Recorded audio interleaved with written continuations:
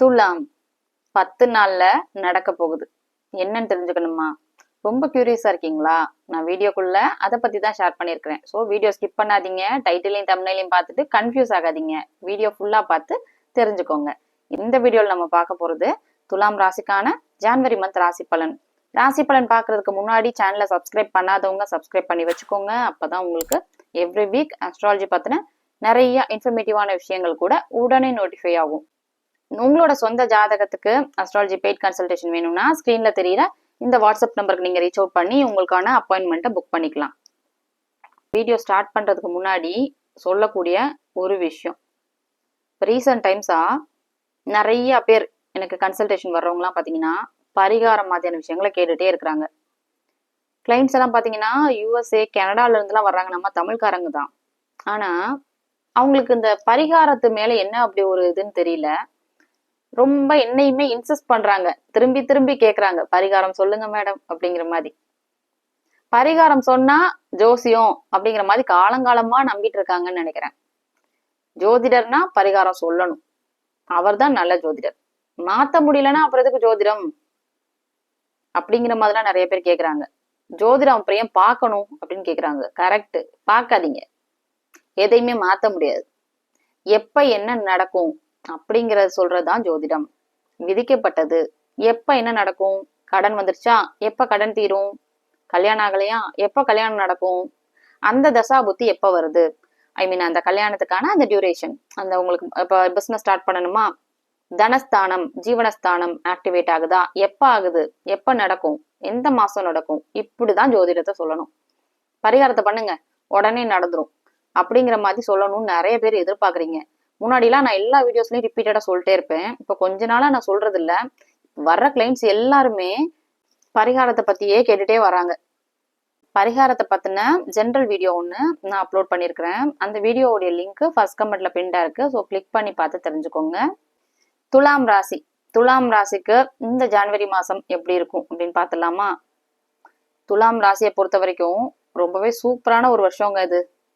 2026 ரொம்ப நல்ல வருஷம். இந்த வருஷ தொடக்கத்திலேயே ஜனவரி மாசம் ரொம்ப நல்ல மாசமா அமைஞ்சிருக்கு. கிரகங்கள் எல்லாம் பாத்தீங்கன்னா நல்ல ஒரு ஸ்தானங்கள்ல அமைஞ்சிருக்கு. 6வது இடம் கெடணும். 6வது இடத்துல ஒரு பாவ கிரகமாவது இருக்கணும். உங்களுடைய ராசிக்கு 6வது இடமான மீனம் ராசி மேல சனி இருக்கு. சனி அந்த இடத்தை கெடுக்கும், ஸ்தானம் கெடுது. கடன், நோய், எதிரி மாதிரியான விஷயங்கள் உங்களை விட்டு விலகியே இருக்கும். எதிர்ப்புகள் விலகும். எதிரிகள் உங்களை விட்டு விலகி போவாங்க. துலாம் ராசிக்காரங்க நிறைய பேர் பாத்தீங்கன்னா பிசினஸ் மைண்டடா இருப்பீங்க. நல்ல பிசினஸ் பண்ணக்கூடியவங்க எல்லாம் நிறைய பேர் துலாம் ராசியில பிறந்தவங்களா இருப்பாங்க. துலாம் ராசி துலாம் லக்னக்காரங்க. சோ பிசினஸ்ல உங்களுக்கு இருந்த எதிர்ப்புகள்லாம் பாத்தீங்கன்னா உங்களை விட்டு விலகிடும். ஆனாலும் வேலை பாக்குறவங்களுக்கு ஒரு தொந்தரவு இருக்கு. 6வது இடம் வேலையும் குறிக்கக்கூடிய ஸ்தானம். வேலையில மாற முடியல, வேலையில ப்ரொமோஷன் கிடைக்கல, வேலை ஜாப் சேஞ்ச் பண்ண முடியல. சோ இந்த மாதிரியான விஷயம் உங்களுக்கு கண்டிப்பா இருக்கும். வேலையில பிரச்சனை, ஜாப்ல இருக்கிறவங்களுக்கு தான் அந்த பிரச்சனையை தவிர பிசினஸ் பண்றவங்களுக்கு இந்த பிரச்சனை கிடையாது. துலாம் ராசிக்காரங்களுக்கு நெகட்டிவான பலன்னு சொல்லணும்னா இது ஒண்ணுதான். ஓகே, உங்களுடைய ராசிநாதனான சுக்கிரன் பாத்தீங்கன்னா குருவுடைய வீட்டுல சனி பார்வையிலையும் குரு பார்வையிலையும் இருக்கு. ஸோ இது எப்படி நடந்திருக்கும் அப்படின்னா, இந்த லாஸ்ட் மந்த் பாத்தீங்கன்னா சனி பார்வையினால உங்களுடைய ப்ராக்ரஸ் கொஞ்சம் தடைப்பட்டு அதுக்கப்புறம் குரு பார்வையினால த்ரூவா இருக்கும். இந்த மாசம் ஜனவரி மாசம் சுக்கிரன், உங்களுடைய ராசிநாதனான சுக்கிரன் பாத்தீங்கன்னா 14ஆம் தேதி மகரம் ராசி மேல பயிற்சி ஆகும். சோ ராசிநாதன் 4வது இடத்துல இருக்குது. வீடு வாகனம் சம்பந்தப்பட்ட விஷயங்கள் எல்லாமே உங்களுக்கு கைகூடி வரும். ஏன்னா வீடு வாகனத்தை குறிக்கக்கூடிய காரக கிரகம், ஆடம்பரம் இதெல்லாம் டினோட் பண்ணக்கூடிய காரக கிரகமான சுக்கிரன் 4வது இடத்திலே போய் சேருது, வீடு வாகனத்தை குறிக்கக்கூடிய ஸ்தானத்திலேயே. சோ கண்டிப்பா வீடு வாங்குறது, புதுசா வீடு கட்டுறது, இவ்வளவு நாளா இழுத்தடிச்சிட்டு இருந்த வீடு சம்பந்தப்பட்ட விஷயங்கள் உங்களுக்கு கைகூடி வர்றது மாதிரியான விஷயங்களும் நடக்கும். ஆனாலும் உங்களுடைய பார்ட்னரோட ராசியும் பாத்துக்கணும். சரியா? எனக்கு எல்லாமே சூப்பரா சொல்றீங்க, நான் துலாம் ராசி தான், ஆனா எனக்கு எல்லாமே நல்லாதான் நீங்க சொல்றீங்க, ஆனா ஏன் எனக்கு சின்ன வீட்டுல ஒரு மாதிரி தொந்தரவுகள் இருந்துட்டே இருக்கே அப்படின்னு நீங்க கேட்டீங்கன்னா, உங்க பார்ட்னரோடதையும் நீங்க செக் பண்ணிக்கணும். துலாம் ராசியை பொறுத்த வரைக்கும் சூப்பரா தான் இருக்கு. ஆனா உங்களோட பார்ட்னர் மீனம் ராசியா இருக்காங்களா, இல்ல சிம்மம் ராசியா இருக்காங்களா? சிம்மம் ராசிக்கு அஷ்டம சனி போயிட்டு இருக்கு, நல்லா இல்ல. மீனம் ராசிக்கு ஜென்ம சனி போயிட்டு இருக்கு, அவங்களும் நல்லா இல்ல. சோ அந்த தாக்கமும் உங்களுக்கு இருக்கும். ஏன்னா உங்க குடும்பத்தை சேர்ந்த உங்களோட ஃபேமிலி மெம்பர் தானே. சோ அதோடைய விஷயங்கள் உங்களுக்கு நடந்துட்டு இருக்கும். ஆனா உங்களுடைய ராசியை பொறுத்த வரைக்கும் ரொம்பவே எல்லாமே சுத்தமா இருக்கு. ஸோ இது நாள் வரைக்கும் வீடு கட்ட முடியலன்னு இருந்தவங்க, வெஹிக்கிள் வாங்கணும்னு ரொம்ப நாளா பிளான் பண்ணிட்டே இருந்தவங்க, இப்ப கண்டிப்பா வந்து வாங்குறதுக்கான வாய்ப்புகள் ரொம்பவே அதிகம். அடுத்து உங்களுடைய ராசிக்கு 5வது இடம். 5வது இடத்துல ராகு இருக்கு. துலாம் ராசிக்காரங்களுக்கு எல்லாம் ஒரே வருத்தம் என்னன்னா, பிள்ளைங்க சொல் பேச்சு கேட்க மாட்டாங்க, பிள்ளைங்க படிக்க மாட்டாங்க மாதிரியான விஷயம். பிள்ளைங்களால லாஸ், பிள்ளைங்க பிசினஸ்ல வந்து லாஸ், பிள்ளைங்களால மன வருத்தம் இருந்துட்டே இருக்கும். ராகு 5வது இடத்துல ராகு இருந்தனால குருவுடைய பார்வையிலே இருக்கு. ராகு பயிற்சி ஆறதுக்கு அந்த லாஸ்ட் ஆயிடுங்க. 2026 டிசம்பர் ஆயிடும். ஸோ அது வரைக்கும் கொஞ்சம் பொறுமையா இருங்க. குழந்தைங்க விஷயத்துல கொஞ்சம் பொறுமையா இருங்க. நீங்களும் குழந்தைங்க விஷயத்துல அவசரப்பட்டு ரியாக்ட் பண்ணாதீங்க. ராசிக்கு 7வது அதிபதியான செவ்வாய் பாத்தீங்கன்னா உங்களுடைய ராசிக்கு 4வது இடத்துல சுக்கிரனுடைய நினைவுல இருக்கு. பிருகுமங்கல யோகம்னு சொல்லுவாங்க இல்லையா, அந்த அமைப்புல இருக்கு. ராசிக்கு 7வது இடத்துக்கு எந்த ஒரு சுப தொடர்பும் இல்லைனாலும் உங்களுடைய ராசிக்கு மாங்கல்ய ஸ்தானாதிபதினு சொல்லக்கூடிய செவ்வாய் நல்ல ஸ்ட்ராங்கா இருக்கு. அதாவது சுப கிரகத்துடைய தொடர்புகள்லயே டிராவல் ஆயிட்டு இருக்கு செவ்வாய். ஸோ காதல் சம்பந்தப்பட்ட விஷயம், கணவன் மனைவி சம்பந்தப்பட்ட விஷயம், இது எல்லாமே ரொம்ப நல்லா இருக்கும். இதுக்கு முன்னாடி உங்களுடைய பார்ட்னருக்கும் உங்களுக்கும் இருந்த டிஃபரன்ஸ் ஆஃப் ஒப்பீனியன் எல்லாமே சரியாகி கணவன் மனைவி உறவு ரொம்ப நல்லா இருக்கும். காதல் சம்பந்தப்பட்ட விஷயங்களும் ரொம்பவே நல்லா இருக்கும். ராசிக்கு 8வது அதிபதி ராசிநாதனும் சுக்கிரன் தான், 8ஆம் சுக்கிரன் தான். சுக்கிரன் நல்லா ஸ்ட்ராங்கா தான் இருக்கு. 4வது இடத்துல இருக்கு. எதிர்பாராத அதிர்ஷ்டம், வெளிநாடு மாதிரியான விஷயங்கள் நடக்கிறது, அப்ராட் ஆப்பர்ச்சுனிட்டி கூட வரும். உங்களோட அதாவது வெளிநாடு சம்பந்தப்பட்ட விஷயம், வெளிநாட்டுல இருக்கிறவங்களுக்கு நிறைய வந்து அப்ராட் கிளைண்ட்ஸ் எல்லாம் எனக்கு வர்றீங்க கன்சல்டேஷனுக்கு.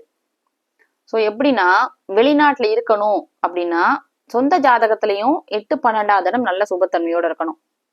8-12 சுபத்தன்மை ஆகல, வெறும் 8வது அதிபதி தசை நடக்குது, 12வது அதிபதி தசை நடக்குன்னா போயிட்டு போயிட்டு வந்துட்டே இருப்பீங்க. தாய்நாட்டு தொடர்பு இருந்துட்டே இருக்கும். அது எதுவுமே இல்ல, 8-12 சுபத்தன்மையோட இருக்குன்னா நீங்க வர்றதே ஒரு 5-6 வருஷத்துக்கு ஒரு தடவை தான் வருவீங்க. அங்கேயே செட்டில் ஆயிருவீங்க. இல்ல நான் கிரீன் கார்டே வாங்கிட்டேன், எனக்கு 8-12 எல்லாம் சுபத்தன்மை இல்லை அப்படின்னீங்கன்னா, கிரீன் கார்டே நீங்க வாங்கியிருந்தா கூட உங்களுடைய லாஸ்ட் ஃபேஸ் ஆஃப் லைஃப் வந்து சொந்த நாட்டுல தான் இருக்கும். நிறைய பேர் பாத்தீங்கன்னா 50-60 வயசுக்காரங்களாம் வெளிநாட்டுல கிரீன் கார்டு வாங்கினவங்களாம் வந்து கன்சல்டேஷனுக்கு வர்றாங்க. அவங்க எல்லாம் சொல்ற விஷயம் என்னன்னா, இந்தியாவுக்கு எப்ப திரும்ப முடியும்? என்ன ரீசன்னா, ஜாதகத்துல 8-12 சுபத்தன்மை இல்லை. சோ அதுதான்.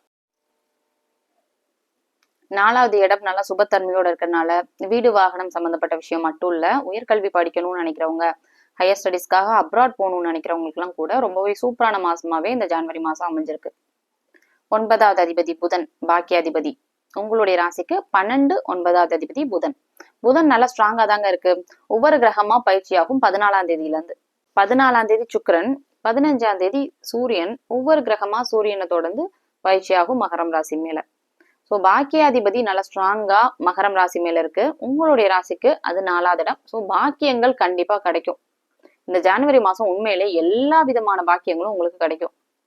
படிச்சுட்டு இருக்கக்கூடிய ஸ்டூடெண்ட்ஸா இருக்கட்டும், கல்யாணம் ஆகாதவங்களுக்கா இருக்கட்டும், தொழில் தொடங்கணும்னு நினைக்கிறவங்களா இருக்கட்டும், வீடு வாகனம் சம்பந்தப்பட்ட விஷயமா இருக்கட்டும், எல்லா விஷயங்களுமே கைகூடி வர்ற மாதிரியான அமைப்புகள் துலாம் ராசியை பொறுத்த வரைக்கும் இருக்கு.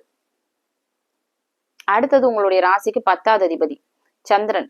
சந்திரன் பாத்தீங்கன்னா முதல் ஒரு 10 நாள் நல்லா ஸ்ட்ராங்கா பௌர்ணமி நிலையில இருக்கும். ஏன்னா 10வது அதிபதியா தொழில் ஸ்தானாதிபதி சந்திரன் பாத்தீங்கன்னா 2.25 நாளைக்கு ஒரு தடவை ஒரு கட்டத்துல இருக்கக்கூடிய கிரகம் இல்லையா, அதை ப்ரெடிக்ட் பண்றது பாத்தீங்கன்னா அதோடைய ஸ்ட்ரென்த் எப்படி இருக்கு, ஆட்சி உச்சத்தை அடையுதா, பௌர்ணமி நிலையிலேயே இருக்கா, இதை பேஸ் பண்ணி நம்ம சொல்லலாம். ஸோ முதல்ல ஒரு 15 நாள் வரைக்கும் நல்லா ஸ்ட்ராங்கா இருக்கு. நல்ல வருமானம் இருக்கும். தொழில் சம்பந்தப்பட்ட விஷயங்களும் நல்லா இருக்கும். எந்த தொழில் பண்றவங்களா வேணா நீங்க இருங்களேன், நீங்க பண்ற தொழிலும் உங்களுடைய லக்னாதிபதி பேஸ் பண்ணி தான் இருக்கு.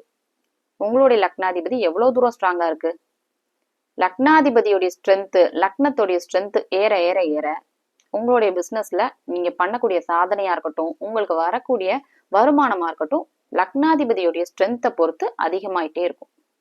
லக்னாதிபதி வீக்கா தான் இருக்கு, நானும் பிசினஸ் பண்றேன் கோடீஸ்வரன் ஆயிடுவேனா அப்படி கேட்டீங்கன்னா, உங்களுக்கும் வருமானம் வரும். நல்ல யோக தசை நடக்கும் போது, நல்ல கோச்சார அமைப்புல பாத்தீங்கன்னா நல்ல டைம் வரும்போது. ஆனா உங்களுக்கு வரக்கூடிய ப்ராஃபிட்டோட அளவு என்னன்னா, உங்க லக்னாதிபதியோட ஸ்ட்ரென்த் எவ்வளவோ அது மாதிரிதான் இருக்கும். நிறைய பேரு சக்சஸ்ஃபுல்லா இருக்கிறவங்களையும் பாக்குறீங்க, ரொம்ப சக்சஸ்ஃபுல்லா இருக்கிறவங்களும் இருக்கிறாங்க, சாதாரண ஒரு தொழில் பண்றவங்களும் இருக்காங்க, டெய்லி வேஜஸ்ல இருக்கிறவங்களும் இருக்காங்க. ஸோ இதெல்லாம் எதை பேஸ் பண்ணினா உங்க லக்னாதிபதியோடைய ஸ்ட்ரென்த். ஸோ முதல் ஒரு 15 நாள்ல பாத்தீங்கன்னா தொழில்ல ரொம்பவே ப்ராக்ரஸ் இருக்கும், நல்ல பண வரவுகள் வந்துட்டே இருக்கும் முதல் 15 நாள்ல. அதுக்கடுத்து 12வது அதிபதியான புதனும் நல்லா ஸ்ட்ராங்கா தான் இருக்கு. இந்த டைம் பாத்தீங்கன்னா பிஆர் அப்ளை பண்ணணும்னு நினைக்கிறவங்க, கிரீன் கார்டு அப்ளை பண்ணணும்னு நினைக்கிறவங்களுக்குலாம் ரொம்பவே நல்ல டைமா அமைஞ்சிருக்கு துலாம் ராசிக்காரங்களை பொறுத்த வரைக்கும். ஏன்னா 12வது இடம் நல்ல ஸ்ட்ராங்கா இருக்கு. அட்டமாதிபதியான சுக்கிரனும் பாக்கியஸ்தானத்துல இருக்கு. 8 12வது அதிபதிகள் பாக்கியஸ்தானத்துல இருக்கிறதுனால 8 12வது அதிபதிகள் நல்ல ஸ்ட்ராங்கா 4வது இடத்துல இருக்கிறதுனால உங்களுக்கு எல்லா விதமான நன்மைகளும் நடக்குங்க. 8 12வது அதிபதிகள் நல்லா ஸ்ட்ராங்கா இருக்கிறதுனால பிஆர் மாதிரியான விஷயங்கள்லாம் நீங்க ட்ரை பண்ணிட்டே இருங்க. அடுத்த மாசம் உங்களுக்கு கண்டிப்பா அது ப்ரொசீட் ஆயிடும். சந்திராஷ்டமம் நாட்கள்ல மட்டும் கொஞ்சம் கேர்ஃபுல்லா இருக்கணும். மாச கடைசியில சந்திராஷ்டமம் நடக்குது. முக்கிய முடிவுகளை எடுக்கிறத தவிர்த்தரணும். புது அறிமுகங்களை தவிர்த்தரணும். ஸோ இந்த விஷயங்கள்லாம் நீங்க கொஞ்சம் ஃபாலோ பண்ணிக்கோங்க. மற்ற வகையில உங்களுடைய துலாம் ராசியை பொறுத்த வரைக்கும் அஷ்டம சனியோ 7 சனியோ எதுவுமே நடக்கல. ஜாதகத்துல உங்களுடைய சொந்த ஜாதகத்துல நல்ல தசாபுத்தி போயிட்டு இருக்குன்னா நான் சொல்ற இந்த விஷயங்கள் எல்லாமே அப்படியே மேட்ச் ஆகும். நம்ம சொல்றீங்க மேடம் எதுவுமே எனக்கு நடக்கலையே அப்படிங்கிற மாதிரி நீங்க கேட்டீங்கன்னா உங்களோட சொந்த ஜாதகத்தை செக் பண்ணுங்க. பல வருஷமா உங்களை மாதிரி அஸ்ட்ராலஜர் சொல்லக்கூடிய ராசி பலன் எனக்கு பொருந்தவே இல்லை நீங்க சொன்னீங்கன்னா, ராசி பலன் பார்த்து நான் சலிச்சு போயிட்டேன் அப்படிங்கிற மாதிரி நீங்க சொன்னீங்கன்னா உங்களோட சொந்த ஜாதகத்துல ஏதோ தப்பான தசா புத்தி நடக்குது. 6 8 அதிபதிகளுடைய தசை நடக்குது. லக்னாதிபதியே கெட்டு போய் தசை நடக்குது. லக்னத்தை கெடுக்கிற மாதிரியான அமைப்புல கிரகத்துடைய பாவ கிரகத்துடைய தசை நடக்குது. ஸோ இவ்வளவு விஷயம் இருக்கு. இது எதையுமே நீங்க செக் பண்ணாம நான் ராசி பலன் பார்த்தேன் எனக்கு நடக்கல, தீராத கஷ்டமா இருக்கு அப்படிங்கிற மாதிரி சொன்னீங்கன்னா உங்களுக்கு அப்படியேதான் இருக்கும் உங்களோட கஷ்டம். சரி நான் ஜாதகம் பாக்குறேன் எனக்கு மாறிடுமா? மாறாது. எப்ப மாறும் அப்படிங்கறத ஒரு அஸ்ட்ராலஜரால சொல்ல முடியும். ஓவராலா துலாம் ராசியை பொறுத்த வரைக்கும் ரொம்பவே சூப்பரா இருக்கு. நான் சொன்ன இந்த விஷயங்கள் எல்லாம் உங்களுக்கு ரெசனேட் ஆச்சுன்னா எனக்கு கமெண்ட்ல சொல்லுங்க. உங்களோட சொந்த ஜாதகத்துக்கு அஸ்ட்ராலஜி பெய்ட் கன்சல்டேஷன் வேணும்னா ஸ்கிரீன்ல தெரியற இந்த வாட்ஸ்அப் நம்பருக்கு நீங்க ரீச் அவுட் பண்ணலாம். இப்போ என்னோட கன்சல்டேஷன் பாத்தீங்கன்னா எதுவுமே ஏஐ ஜென்ரேட்டட் கிடையாது. எல்லாமே பர்சனலா உங்க பர்த் சார்ட்டை நானே ரீட் பண்ணி ப்ரெடிக்ஷன்ஸ் கொடுத்துட்டு இருக்கிறேன். என்னோட கிளைண்ட்ஸோட ஃபீட்பேக்ஸ் எல்லாமே ஃபர்ஸ்ட் கமெண்ட்ல பின்டா இருக்கு, நீங்க செக் பண்ணி பாத்துக்கலாம். மற்ற ராசிக்கான ராசி பலன் வீடியோ லிங்க் ஃபர்ஸ்ட் கமெண்ட்ல பின்டா இருக்கு. You can check them out.